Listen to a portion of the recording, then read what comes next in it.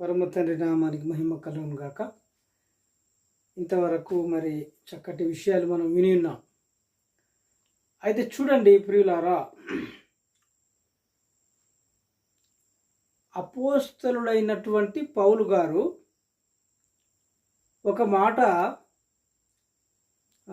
చెప్తుంటారు. ఆయన గురించి ఒక సందర్భాన్ని మనము ఈ సమయంలో జ్ఞాపకం చేసుకుందాం. మీరందరూ చాలా సంతోషంగా ఉన్నారు, ఆసక్తిగా ఉన్నారు. అయితే ఈ సందర్భంలో పౌలు గారి గురించి ఆ విషయాన్ని మీకు నేను జ్ఞాపకం చేయాలని ఆశపడుతున్నా. ఏమిటి అని మీరు అనుకోవచ్చు, చాలా విషయాలు ఉన్నాయి, ఏమి జ్ఞాపకం చేస్తాడో అని మీరు చాలా ఆశతో ఎదురు చూస్తున్నారు. ఓకే, చాలా సంతోషం. అపోస్తల కార్యములు 20వ అధ్యాయంలో ఆయన ఒక సందర్భాన్ని గురించి ఇక్కడ చెప్తున్నారు. చూడండి, నేను ఆ భాగాన్ని చదివి ముందుకు తీసుకెళ్దామని ఆశపడుతున్నా. అపోస్తల కార్యములు 20వ అధ్యాయం 16వ వచనంలో, సాధ్యమైతే పెంతెకోస్తు దినమున యెరూషలేములో ఉండవలెనని పౌలు త్వరపడుచుండెను.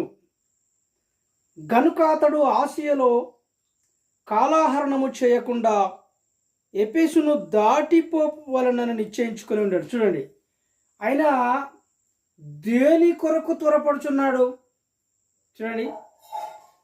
ఇప్పుడు ఇంతవరకు కూడా డిసెంబర్ నెల రాగానే దైవజనులందరూ, పాస్టర్లందరూ ఒక పండుగ కొరకు త్వరపడ్డారు. ఎక్కడ మీటింగ్ జరగాలి, ఎక్కడ మనం ఐక్య క్రిస్మస్ ఎలా చేయాలి, సెమీ క్రిస్మస్ ఎలా చేయాలి, క్రిస్మస్ ఎలా చేయాలని ఎంత తహతహలాడారో కదా దైవజనులు. చాలా సంతోషం, మంచిదండి, నిజంగా గొప్ప విషయం ఇది. కానీ ఒక విషయాన్ని మనం గమనించాలి. అసలైనటువంటి క్రైస్తవులు ఎలా ఉన్నారు అంటే, ఆది క్రైస్తవ్యం ఎలాగుంది, ఆది అపోస్తలులు ఎలా ఉన్నారు చూడండి ఒకసారి. వారు దేని కొరకు త్వరపడ్డారండి చూడండి. ఇప్పుడు మరికొద్ది నెలలో ఏ పండుగ రాబోతా ఉంది, మనకు కొత్త సంవత్సరం రాబోతా ఉంది.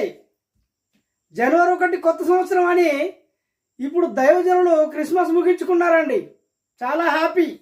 కానీ జనవరి 1 కొరకు ఇప్పుడు త్వరపడుచున్నారు చాలామంది.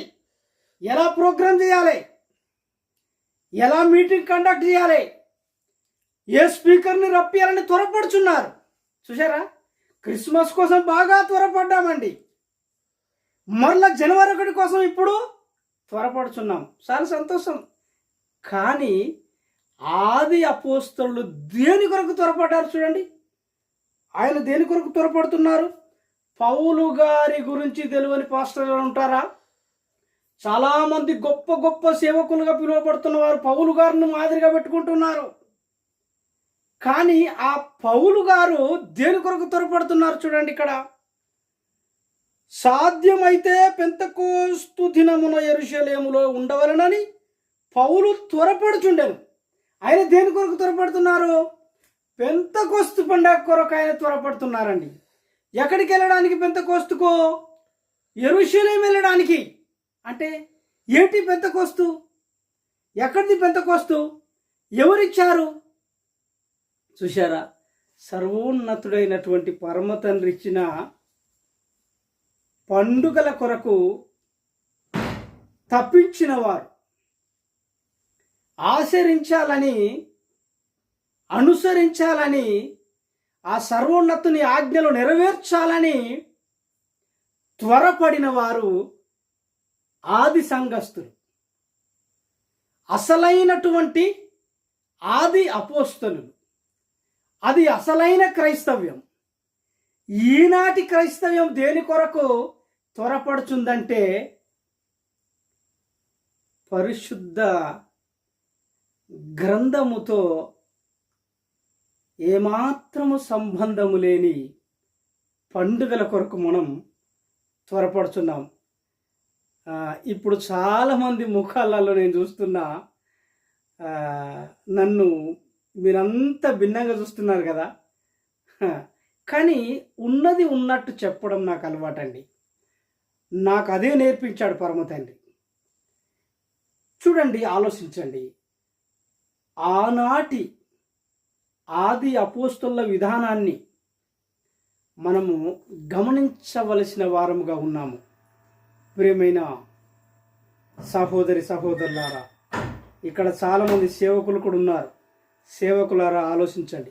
ఒకరోజు ఆ సర్వశక్తిమంతుడు మిమ్మల్ని అడుగుతాడు లెక్క. మీరేం చెప్తున్నారో, మీరు దేని కొరకు త్వరపడుతున్నారో అని చూస్తారండి. చూడండి, 7వ నెల రాగానే అందరూ ఏకమనస్కులయ్యని నెహెమ్యా గ్రంథంలో రాయబడి ఉంటుంది. ఏ నెల రాగానే 7వ నెలలో ఏమొస్తుంది? 7వ మాసంలో ఉత్సవకాలం అని రాయబడి ఉంది. ఏమిటి ఆ ఉత్సవకాలము? అది పర్ణశాలల పండుగ.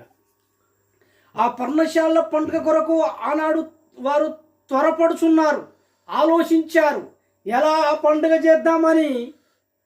ఆనాడు నెహెమ్యా కాలములో ఉన్నటువంటి పరమ తండ్రి ప్రజలు త్వరపడుచున్నారు.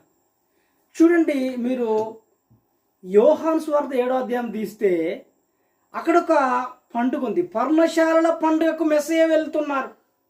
చూసారా? పర్ణశాల పండుగకు ఎవరు వెళ్ళారండి? మన రక్షకుడు వెళ్ళాడు. అలాగే ఇంకా మీరు చూస్తే శీతాకాలం వచ్చే బైబిల్ పండుగ ఏదో తెలుసా మీకు? ఆలయ ప్రతిష్ఠిత పండుగ అండి.